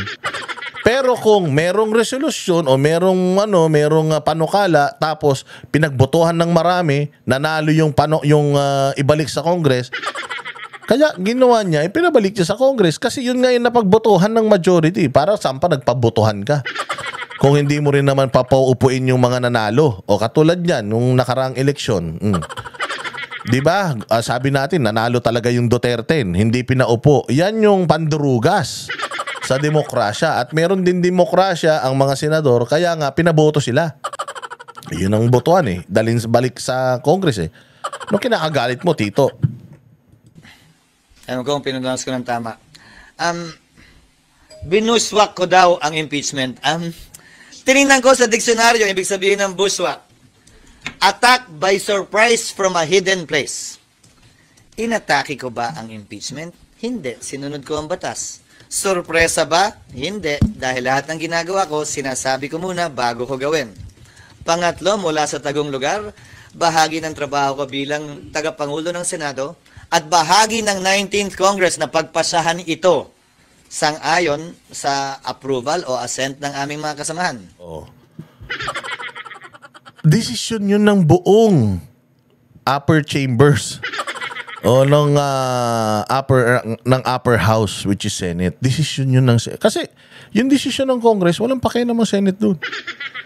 Di ba? Yung pinangyayari sa kahit anong circus ang gawin nila doon, walang paki ang Senate doon. Ang pinag-uusapan dito, yung technicalities nung isinampang kaso. May problema po, sir eh. May problema eh. Kaya nga ibinabalik sa kanila para ayusin nila yung problema. Pinatay ba yung kaso? Dinismiss ba si Inday? Di naman. So anong iniiyak ni Tito Soto? Ang mas tanong ko ay, parang kami yata yung binuswak niya. Ako at ang Senado. Tinira kami at kinampihan ang Kongreso imbis na ang institusyon na kinabilangan niya. Kinampihan. Tawag dyan, traidor. Di ba parang si Bongbong din, yung amo niya ni Tito Soto, si Bongbong. Pilipino siya, pero may korte naman sa Pilipinas, pero si Pangulong Duterte pinadala sa ICC. Anong tawag mo doon? Traidor. Mas kinampihan pa ni Bongbong yung ICC kesa sa Pilipinas. Tama? Kesa sa pagiging Pilipino ni Pangulong Duterte. Tama, traidor, di ba? O ano si Tito Soto ngayon? Traidor sa Senado. Tapos gusto nyo maging Senate President yan, traidor pala sa Senado. Kung gusto mo maging Senate President, hindi mo dapat inaatake yung hindi mo dapat inaatake yung pamumunuan mong tahanan. Dahil pucha yan, 24 kayo dyan. 24 kayong senador, tapos yung bahay nung mga senador na yon binabanatan mo. So, asan yung loyalty mo? Nasa Congress? Ganon? O, di dapat nag-congressman ka, di ka nag-senador, Tito Soto. Ang impeachment, hindi ko alam kung bakit na pinangungunahan ng Kamara at ni Speaker Romualdez. Imbis na galangin ang kasalukuyang Senado, pinili niyang atakihin ang kasalukuyang Senado. Nalalaman ko na mas matanda at mas malawak ang kanyang karanasan, pero hindi naman siguro rason yun para hindi galangin at maliitin ang kasalukuyang Senado. I look forward to welcoming him in the 20th Congress. But in the meantime, allow Congress to decide, and we haven't even decided. Yun. Diba? Ito Soto, makinig ka. Makinig ka, masyado kang bida-bida. Ano pa lang, umpisa. Hindi porket matagal na kayo dyan. Yan nga yung sinasabi ko eh. Yan nga yung mali sa mga vloggers eh, na hindi porket bago to, matagal na akong vlogger na sumusuporta sa mga Duterte, ako na lang ang laging tama. Hindi pa pwedeng ganun. Kailangan magbigay ka ng respeto dun sa mga bago. Kasi kung yung mga bago mamaliitin mo, paano mag-grow yan? Eh ikaw din naman, nagsimula ka rin naman dyan, Tito Soto eh. Simula ka rin naman sa wala ka pang kwentang senador. Hanggang ngayon, wala ka pa rin naman kwentang senador eh. Ang tagal-tagal mo na nga sa Senado, hindi nyo naman nabago bayang Pilipinas. Diba? Ang dami nyong ipinapangako nung tumakbo kayo, ilang term ka nang naging senador, naging Senate President ka pa, hindi mo pa rin naman nagagawa lahat ng mga pinangako mo. So, in order, ikaw yung may experience, i-share mo yung experience mo dun sa mga bagong senador para magamit nila. Hindi ipapasok mo sa bibig nila yung experience mo na hindi naman nila hinihingi sa'yo in the first place. Hindi naman sila humihingi sa'yo ng suggestion mo. Diba? Hindi naman sila senador naman sila, binoto naman sila ng taong bayan, hindi ka pa naman senador. Uupo ka pa lang naman na senador sa 20th Congress, o di doon ka na magsalita. Pero sa ngayon na hindi ka pa senador, na hindi ka pa umuupo, wala kang kwenta. Wala kang silbi. Isa ka lang ding noise pollution. At wala ka rin maitutulong, yung mga pinagsasasabi, wala pa rin maitutulong sa bayan yan. Again, babalikan natin yung mga ipinangako mo noong nakaraang, nitong kampanya. Noong mga nakaraang senador ka, nagawa mo ba yan o hindi? Pinapangako mo na noon, pinapangako mo pa ulit ngayon. Bakit yung ipinapangako mo ba ngayon? Bagong problema ba ng Pilipinas yan? Di ba noong pa naman problema ng Pilipinas yung mga ipinapangako mo? Nakagawa ka ba ng mga batas patungkol dito sa mga plataforma mo nitong nakaraang kampanya? Ilang taong ka ng senador? Ikaw ang pinakamatandang senador eh. Pinakamaraming beses na naging senador. Ba't hanggang ngayon di mo pa nagagawa yung mga kailangan mong gawin?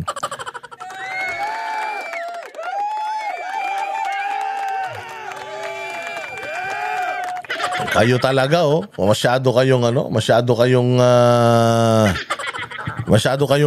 gigil na gigil sa isa't isa, masyado kasi kayong nagbibida-bida. Ito bago tayo magtapos, pakinggan naman natin yung sasabihin itong kaibigan nating isa ring fake news peddler. Itong babaeng ito nagigil na gigil. Gigil na gigil doon sa si Pangulong Duterte, 'di ba? Malaki yung chances na makalabas siya ng detention facility dahil ano naman siya, kumbaga pasok naman yung kanyang sitwasyon doon sa mga jurisprudence or precedents. Yung mga dati ng mga nag-apply ng interim release, pasok na pasok yung mga kondisyon ni Pangulong Duterte at even the prosecution team diyan sa Hague, which is hindi kasali tumpukin ng inento, ay umokay naman. So inaantay na lang yung mismong desisyon ng korte at saka yung rules to be followed.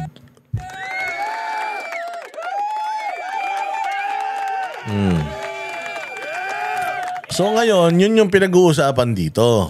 To cut the chase. Ito, kita nyo naman yung mukha ni ate. Putang ina, yung sa sobrang pangit nito, yung mga mata niya ayaw nang magtagpo. Ang lalayo sa isa't isa. Ang liit ng mukha niya, tapos ang lalaki ng mga, ang laki ng bibig, ang laki ng ilong. Yung mga mata. Ewan ko, sabi ko nga hindi mo na kailangan ng AI para papangitin itong mga to dahil ang papangit na ng ugali, ang papangit pa. Si Inday Sara, ang ganda-ganda kaya kailangan mo ng effort, kailangan mo pa magbayad ng isang kumpanya para lang papangitin si Inday Sara. So speaking of, itong issue na to, merong 3 bansang tinitignan kung saan si Pangulong Duterte ay maluwag namang tatanggapin. Ito po ang bansa, dito sa Asia kasi ang member state ay ang Japan, Timor-Leste at saka ang Cambodia. So either of the 3 countries pwedeng dyan manatili si Pangulong Duterte habang dinidinig itong kanyang kaso. Ngayon, may kumakalat, di ba? May kumakalat na yung he will not continue to commit, di ba? He will not continue to commit crime. Anong sinabi ko sa inyo noong nakaraan? Hindi siya literal na he will not continue to commit crimes. Hindi siya literal na inamin niya na lumabag siya or inamin niya na siya ay gumawa ng krimen. Di ba yun yung pinalalabas ng mga vlogger sa kabila? Na umamin na si Duterte. Kaya sabi ko sa inyo, kung umamin na siya and admission of guilt yun, sana hindi siya papalabasin. Sana kinonvict na siya at sana mayroon na siya sanang sentensya. Wala So, si Conti mismo ang nagpaliwanag na yung salita na yun is para lang daw, kumbaga nangangako siya. Kumbaga ito yung mga listahan ng ICC na dapat mong ipangako. Para siyang checklist ba? So kung hindi nila pwedeng i-custom yung phrasing ng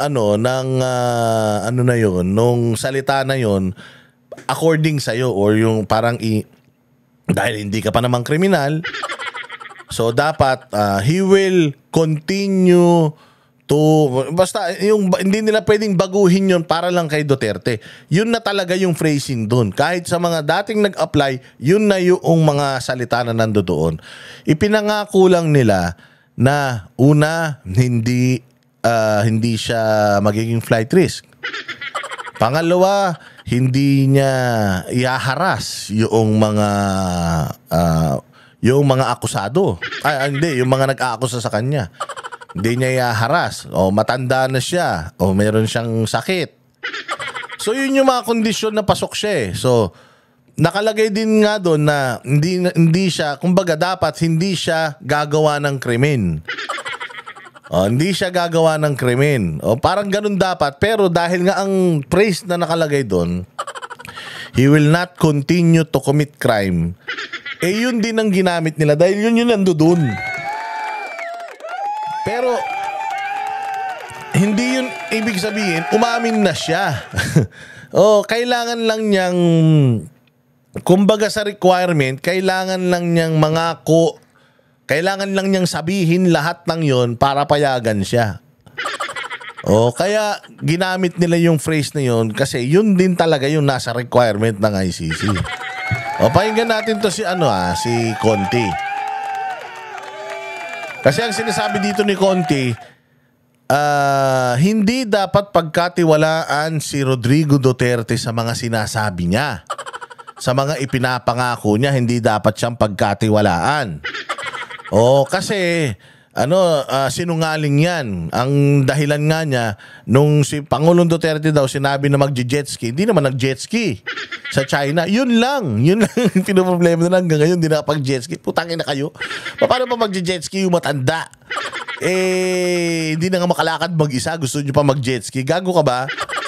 So hanggang ngayon doon pa rin sila sa pag-jet ski. Samantalang si Bongbong, ang dami nang ipinangakong hindi natupad, hindi naman nila sinisita. Si Pangulong Duterte, putangin na pwede nga naman mag-jet ski naman kasi talaga yan. Dapat nga nag-jet ski siya.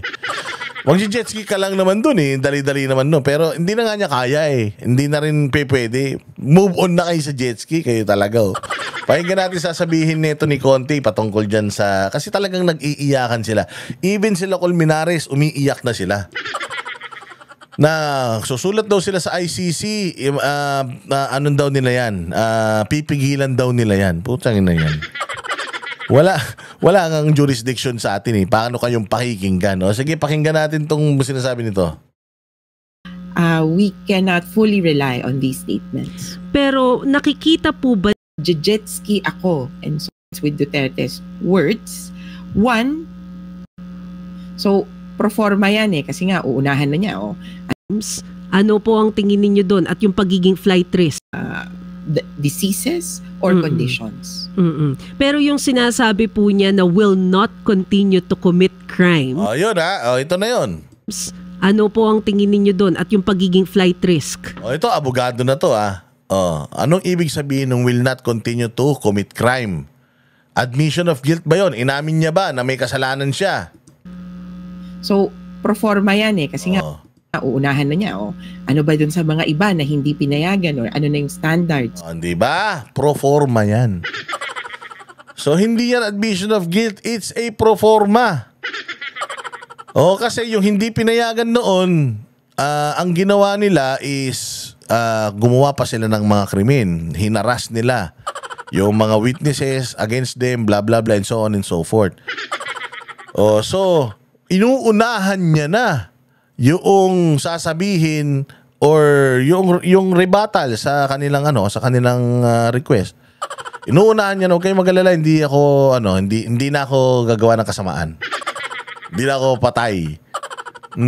So, yung ultimong abogadong sa kabila hindi ginagamit itong salita na to as an admission of yung kanyang mga kasamaang ginagawa because ongoing pa ngayong trial.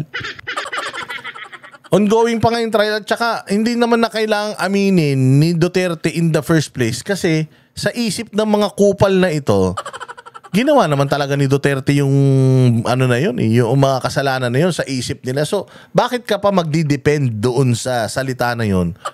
Bakit mo pa i-highlight yung salita na yun kung in the first place, kayong mga nag-aakusa sa mga Duterte, alam nyo na siyang gumawa talaga niyan. Guilty na siya sa inyo Di ba? Wala na siyang tamang ginawa sa inyo So, papaano? Ito mismo, hindi niya ginamit, di ba? Sabi niya, pro forma yan. Uunahan niya na. Nangangako na siya. Ngayon pa lang, yung itatanong niyo sa kanya, pinapangako niya na, hindi ako lalabas. Sa lang ako, matutulog lang ako. Sa ganito. Kumbaga, pinangungunahan lang niya yung mga pwedeng maging rason bakit hindi igagrant yun sa kanya. Na sinabi ng ICC. And it's all just words. Klaro It's all just words. Hindi po siya dapat nililiteral. Okay? So kumbaga sinasatisfy niya yung pinaghihingan niya ng petisyon na yan. Sinasatisfy niya. It's all words. Huwag niyong gagamitin na umamin na. Hindi ba si Claire Castro parang umaamin na ba siya na talagang may krimen na nangyari dito? Ultimong siya, hindi niya masabi na umamin siya na may krimen siyang ginawa tapos na boxing. Hindi, pero sa kabila yung mga vlogger ng mga tanga, ayan na, umamin na si Duterte. Kriminal talaga si Duterte. Even, itong mga abogado na bagsak na mga balikat dahil alam nila, unang-una sa lahat, hindi na nga sila in-acknowledge. Binisto to ni Kaufman na hindi pala to part ng prosecution team. Hindi pala siya kinikilala ng ICC. So ngayon, sinasabi niya, lahat yan, salita lang yan. Salita lang yan. Hindi yan, walang walang katotohanan yan. We have had a bad experience with Duterte's words. One, natutupad. Kasi, di ba, sa isang banda sabi niya, kill, kill, kill. At maraming ang namatay. Pero sa kabilang banda, hindi ako tatakbo. Mag-jet ski ako, and so forth. Hindi niya sinusunod ang kanyang sinabi. Kaya, for someone who has a sketchy track record as to his promises and his words, we cannot fully rely on these statements. Pero nakikita po ba ninyo na meron pa rin ganong kalawak na impluwensya? Maganda rin tong tanong na to. Nakikita niyo po ba na merong malawak na impluwensya si Pangulong Duterte? Ibig sabihin, yung mga masyado pa ba siyang malakas? Mahaharas niya pa ba yung mga yung mga biktima? To. Dating Pangulo para hindi para hindi masunod yung pinapangako niya na will not continue to commit crimes, maging flight risk.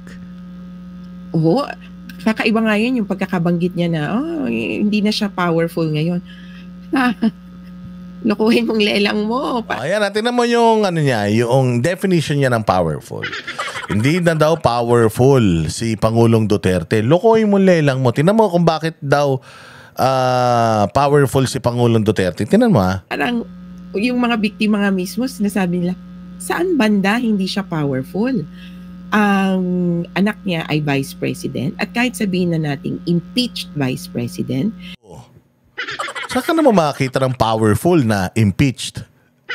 May powerful ba na impeached, ma'am? Kung powerful yan, kahit mag-plunder yan, hindi siya na na sasala, tawag yan. O hindi siya nagiging guilty. Halimbawa, si Bongbong. O si Romualdez. O nakikita naman natin na they're plundering yung people's money. Hindi ba? For the past 3 years, si Bongbong, anong ginawa niya? Nangutang. Wala namang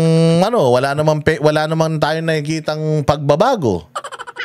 Yung PhilHealth nawawala. Kumbaga, lahat ng ginagawa nila kahit illegal na, walang nagsusumbong, walang umaaray, walang nagrereklamo. Ayan, powerful yan. Pero kung katulad ni Inday Sara na impeach na, how can you say she's powerful? Sige, diretso pa natin. Still sits in power and is entitled to all the benefits, all the authority of the position. Which is, mandato niya yun Binoto siya ng tao dun So, asan ang power doon if you're impeached? It just shows na someone is powerful than you. Kaya ka nga na-impeach Dahil merong mas makapangyarihan sa iyo that Congress is even powerful than the Vice President. That's why they can impeach the Vice President so nasan yung power doon? Sige, diretso pa. Hindi pa siya nakukonsider na convicted or pinapaalis doon sa kapangyarihan. Mayor siya mismo ng Davao. Inelect ng kanyang mga kabayan. So powerful daw si Duterte because inelect siya ng kanyang mga kababayan sa Davao. I really do not, Madam, mali ang iyong definition ng power. Kasi ang tawag doon sa pagkapanalo ni Pangulong Duterte, it's because he's trusted. He is trusted. Inday Sara is the Vice President because she's trusted by the people. Nasa kanila yung tiwala ng tao, that's why they won.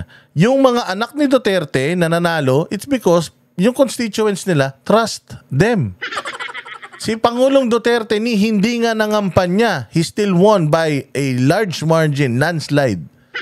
It's because people in Davao trusts him. Si Pulong, si Baste nanalo, mga anak ni Pulong nanalo because people trusts them.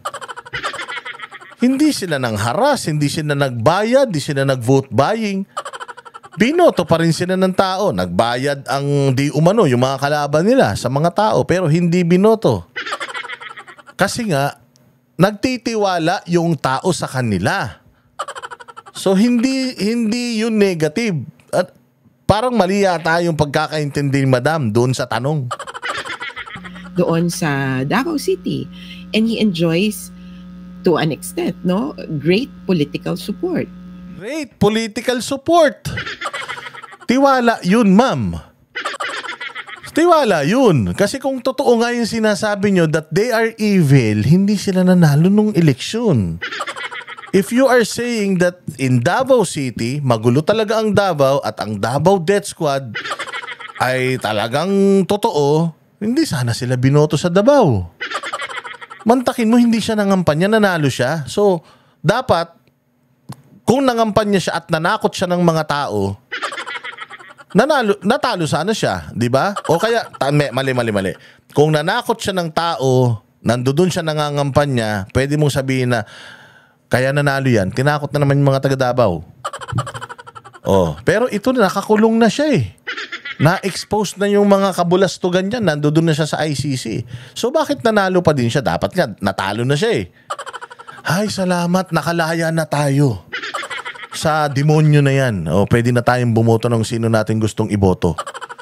Mantakin mo, nanalo pa din siya kahit na ang dami nyo ng paninira sa kanya, nanalo pa rin siya. Bakit? Kasi nga, he's not evil.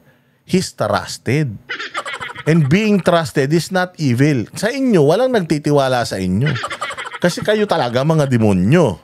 And it's not only him and his family. Parang 5 ba o 6 sa kanila uupo sa susunod na term. Oh, anong ibig sabihin nun? 6 nanalo lahat? Si Bato tsaka si Bongo number 1 and number 2 pa. Anong tawag doon? Trusted sila at gusto sila ng mga Pilipino. Hindi sila binoto dahil natatakot sa kanila. Gusto sila, mahal sila ng mga Pilipino kaya sila nanalo. Papaano mo i-convert yung pagmamahal ng Pilipino kaya nanalo into harassing yung mga biktima na yan? Hindi na nila kailangan yan, ma'am. Kasi nga, kung may 10 nagsasabing magnanakaw at kriminal sila, kung majority ng Pilipino, mahal sila at hindi naniniwala, there is no point na i-harass mo pa sila. Takutin mo pa sila kasi wala silang kayang gawin sa'yo.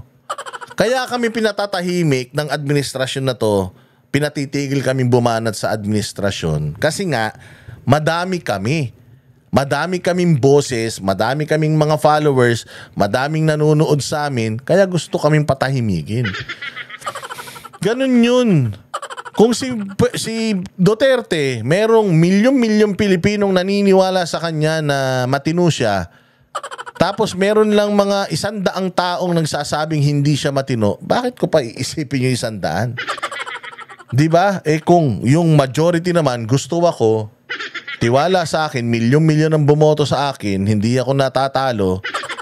Kasi nga, mantakin mo, not once na natalo si Duterte sa lahat ng tinakbuhan niya. Simula sa Davao hanggang sa national, bumalik na ulit siya ng Davao, never pang natalo yan sa eleksyon. Bakit? May tiwala tao sa kanya. Meron bang taong pinagkakatiwalaan na nananakot? Sa June 30, ito pa, may yung mga kakampi pa niya, marami pa rin yan. Senators who are openly supporting him and, ito yung curious, might probably be involved in the investigation or case in the ICC have been elected as number 1 and number 2. Mantakin mo number 1 and number 2, hindi number 11 and number 12 ba? Number 1 and number 2, ibig sabihin majority of the votes. Sila nakakuha. Ang boto po is tiwala. Oh, so paanong? So ang sinasabi niya, now that they are in power, pwede na nilang takutin itong mga testigo na to. First off, di nga nila alam.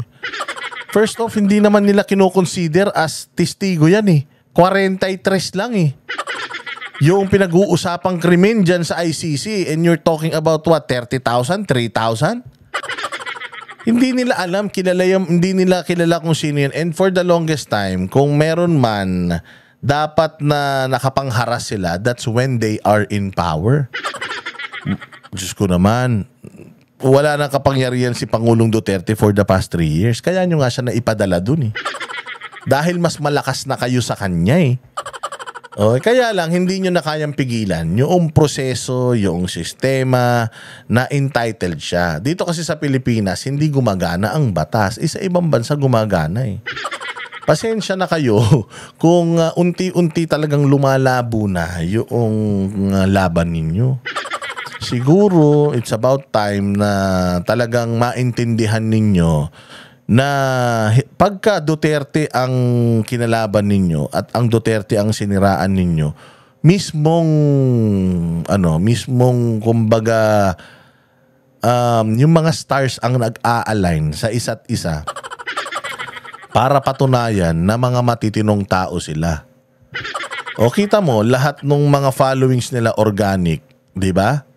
O tingnan mo yung mga nagrarally nung nakaraan diyan sa ayaw sa impeachment na yung sa pagbabalik ng Senate sa articles of impeachment. 'Di ba lahat puro sa aktivista, mga grupo, 'di ba? Bayan Muna, Gabriela, 'di ba lahat puros makakaliwa. O tingnan mo yung mga naggagather kay Pangulong Duterte.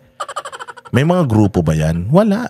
Puros yan mga Pilipino talaga na pag nalaman nila na merong gathering dito, pumupunta sila on their own.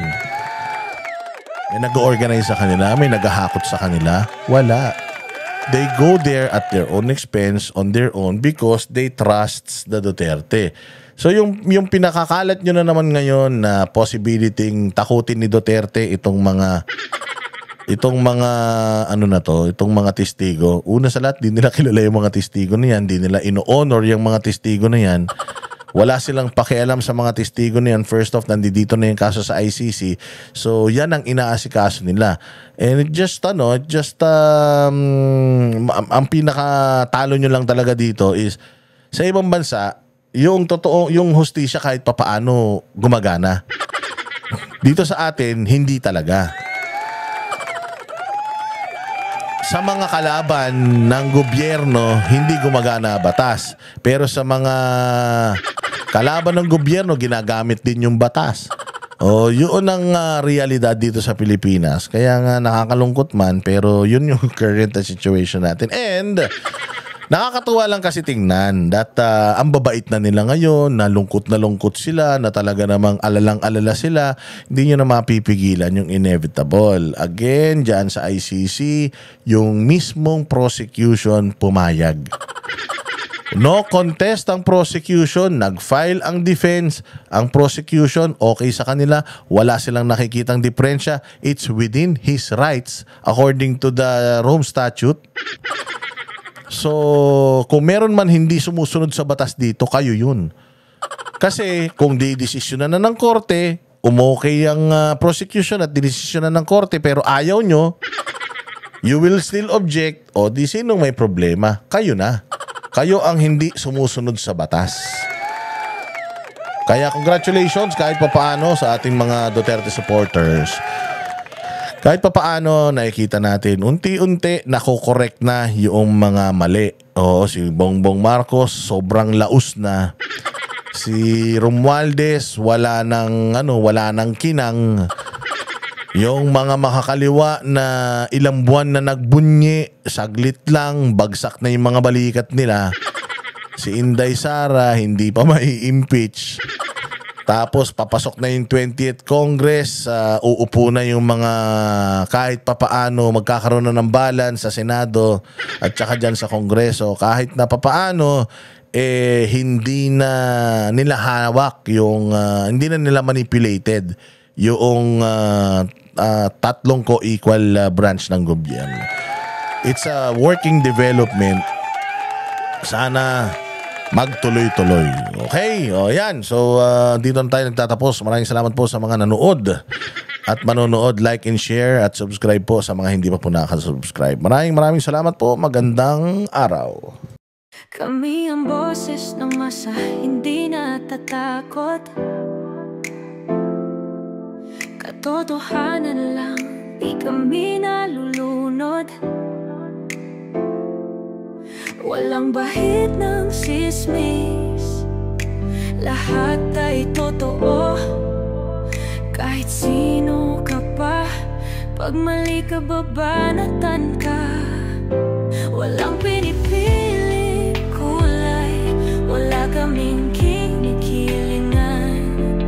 Basta para sa bayan, kami lalaban. Pagdama palakpakan, pag mali banatan. Di matitinag, di matatakot, para sa bayan tuloy ang sigaw. Sa harap ng kamera, walang halong takot.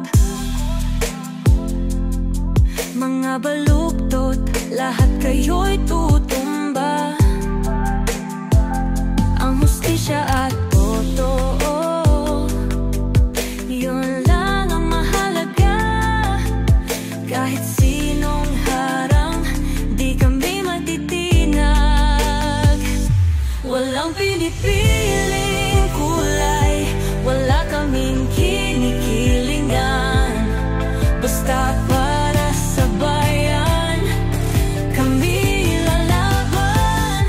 Pagtama palakpakan, pag mali banatan. Di matitinag, di matatakot, para sa bayan tuloy ang sigaw. Kung nasa tama ka, ikaw ay aming kasama. Pero pag mali ka, handa ka na bang mabasag? Banateros kami, walang inuurungan. Dahil bayan muna, bago ang sarili.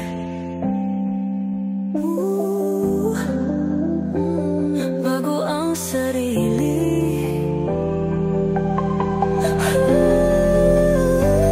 Pagtama palakpakan, pag mali banatan. Banateros ang sigaw, katotohanan ang laban.